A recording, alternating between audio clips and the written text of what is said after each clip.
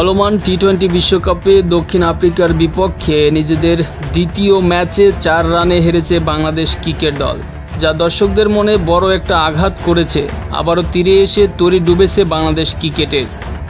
যদি বিষয়টা ফাইনালে হতো অথবা বাংলাদেশের জায়গায় ভারত হতো, তাহলে কি আম্পায়ার মাত্র 30 সেকেন্ডের মধ্যে এমন কঠিন সিদ্ধান্ত নিতে পারত?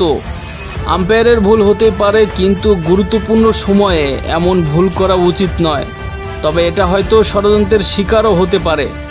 ইন্ডিয়া ক্রিক নিউজ টিভি চ্যানেলে এমনটাই প্রশ্ন তুলেছে অস্ট্রেলিয়ান সাবেক ব্যাটার মাইকেল ক্লিক। এছাড়াও মাহমুদুল্লাহ রিয়াদকে আউট দেওয়ার সিদ্ধান্তের প্রেক্ষিতে সাইমন ডুল চটেছে আম্পায়ারের উপর।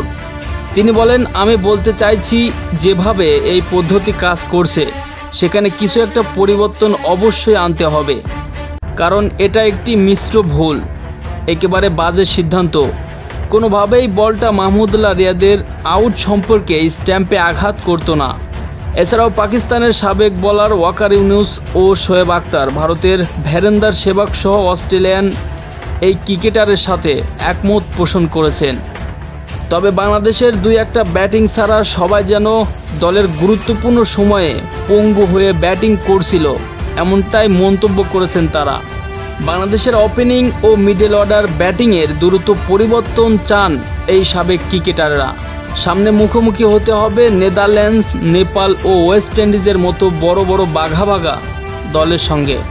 তো দর্শক, বাংলাদেশ কি পারবে অতীতের সব কিছু ভুলে গিয়ে সামনের ম্যাচগুলোতে জয় ছিনিয়ে আনতে? অবশ্যই আপনার গুরুত্বপূর্ণ মতামত আমাদেরকে কমেন্ট করে জানাতে ভুলবেন না।